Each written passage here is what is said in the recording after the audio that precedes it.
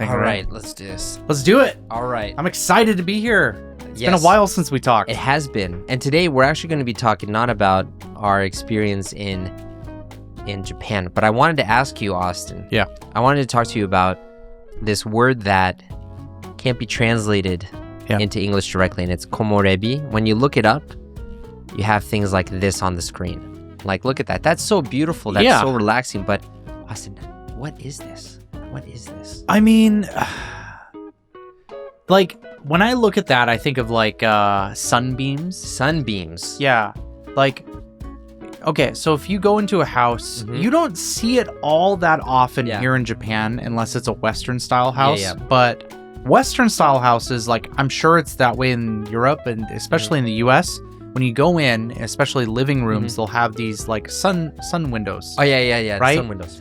And, you know, obviously the intent is to give more sunlight and natural lighting into the room. But I also think that, you know, architecture emulates nature. And I think it kind of imitates these sun rays that are kind of going through the canopy in the forest, right? Yeah, so how would you actually explain this? Because in Japanese, you know, we could see it here on the Wikipedia thing, komorebi, which literally means sun leaking through the trees. Yeah, I would just say sun rays. Sun rays, but what about, but we have to capture that it's going through the trees like that. Because, you know, you have this kind of unique thing of the sun rays going through the trees like this. So how would you describe the sun? Well, I would say it's like the sun shining through the trees. Yeah, I think when I look at these images, like the feeling that I get is kind of like enchantment. Enchantment. Okay. Yeah. Okay. So break that up. So like enchantment like implies that there's some kind of like magic going on, right?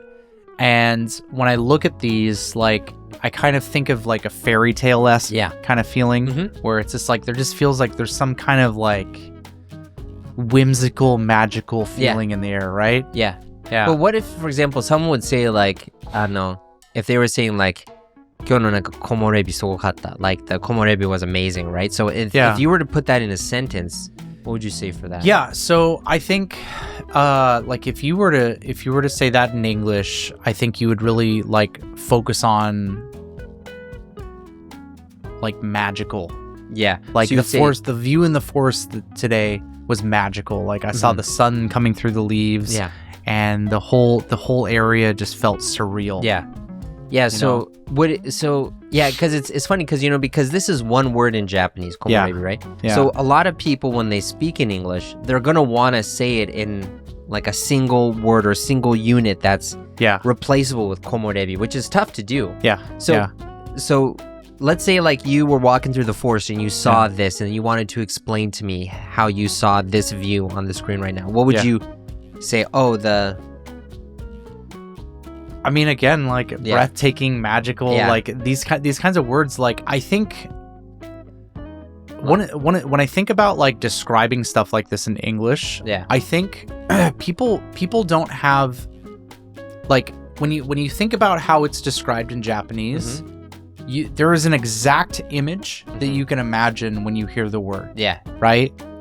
But with English, I think that there's less emphasis on describing the image itself and more of describing like the feeling or atmosphere.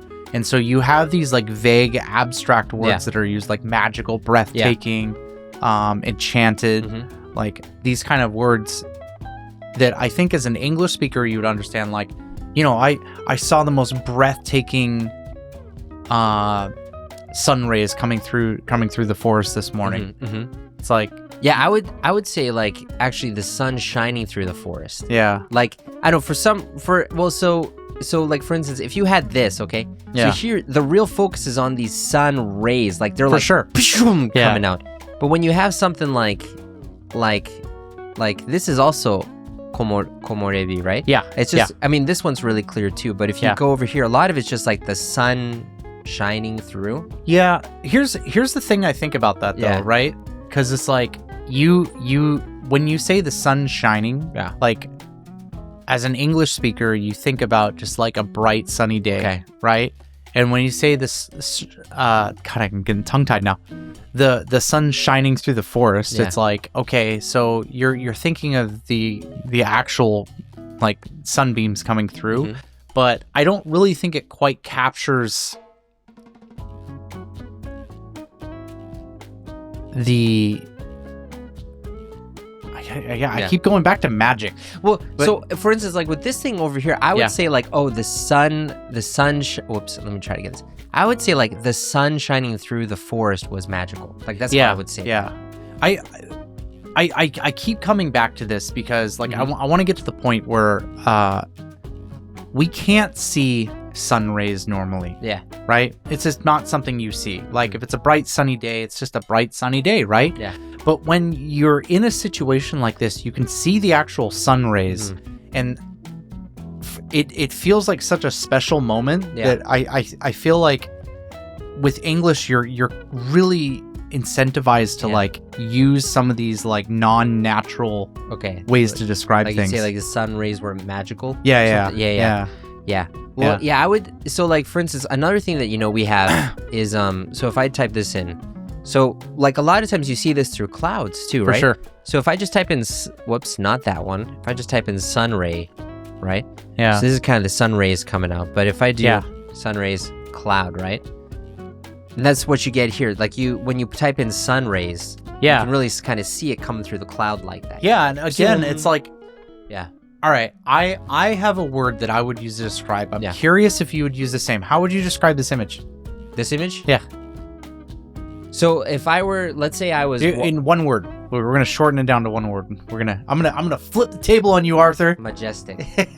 Majestic. Okay, that's fair. I was thinking of heavenly. Heavenly. Okay.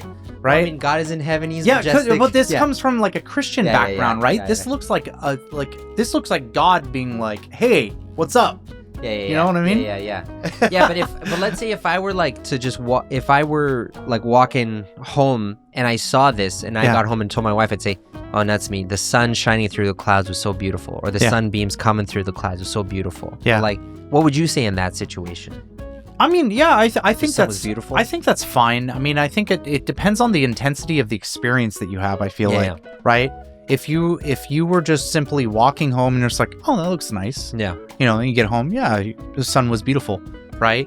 Or like I said, going back, like maybe if you're coming from the perspective that I described, where it's like you're coming from a more religious background, right?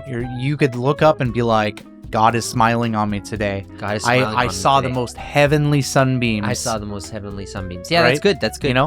Yeah, well, that's good. So one final thing I want to talk about this is this word more, right? So you have komorebi, right? So it's the sun raining, right? No, leaking. Oh, leaking. This is leaking. Okay. Through the trees. Interesting. But you wouldn't say leaking in English. No. Because what does that sound like to you if you say the sun is leaking through the trees? I mean, leaking's prescribed to like some kind of liquid. Yeah. Although you sometimes see sunbeams described as pouring.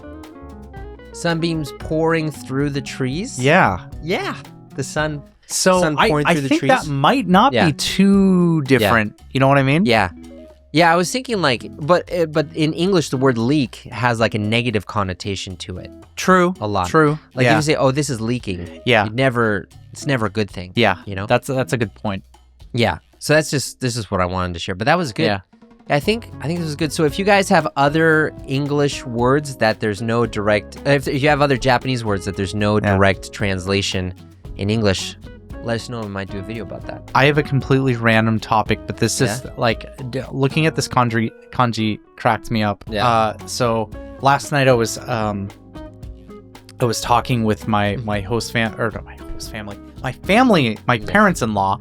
My wife's parents, and I was talking to them about my daughter and how she's sleeping, and I said neteru instead of neteru. Yeah.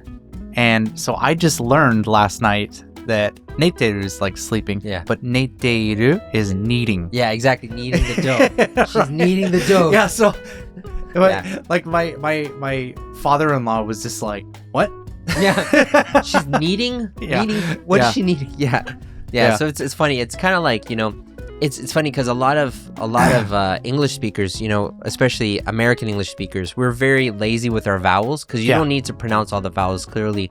Yeah. And so in Japanese, where you need to pronounce all the vowels clearly, so like for a lot of English speakers learning Japanese, they think it's funny that kawaii and kawaii sound so similar. Yeah. And I try to do that with my sons. And they're just like, Dad, I don't get it. Because it's so different to them. Yeah. Anyways, I'll see you next time. Yep. See ya. 英語を学ぶだけではなく、英語を実際に生の世界で外国人と話せるようになりたい方のためにプレゼントがあります。僕と僕の生徒さんが実際に話せるようになったプロセスが学べる無料動画講座ですね。今年こそ英語を身につけたい、たくさん学ぶのにいざとなったら頭がマッシュになって言葉が出てこない。そんな方のための講座です。メールでお届けしますので、詳細とご登録はこちらをタップするか、概要欄にあるリンクをタップしてください。ここまでご視聴くださっているあなたはきっと本気で英語を話せるようになりたいと思います。そんなあなたの英語の夢を応援していきたいと思いますので、これからもよろしくお願いします。一緒に世界とつながりましょう。See you next time!